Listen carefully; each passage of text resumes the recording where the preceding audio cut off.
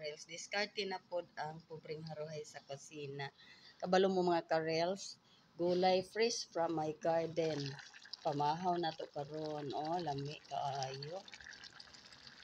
Share lang na ako ha. Tanawa ang akong mga garbanzos. Kanigit si garbanzos. Kunya sa gulang dahil ito gulay.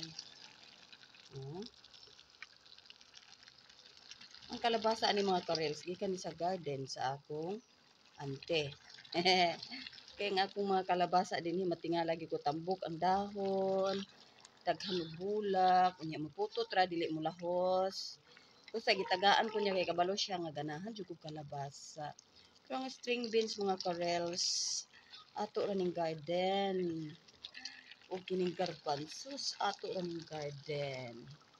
So karon libre ang pamahaw, libre ang sudan sa pobreng haruhay. Mga healthy foods hindi kinahanglan sa atong lawas mga karels. Okay, amo na gituyo gina ko nga ilata-lata ang kalabasa karels. Ambot nga nung ganahan mo kung kalabasa nga malata-lata uy. So, pero ang uban gusto na ko kanang garbanzos. Mga igo lang siya maluto. Anak kay ganahan ka ito niya. Gisagulan dayon na ako mga karels og secret na ingredients para sa ako secret na ha. Kuan ba oyster sauce. Ya lami kay siya mga karels oh.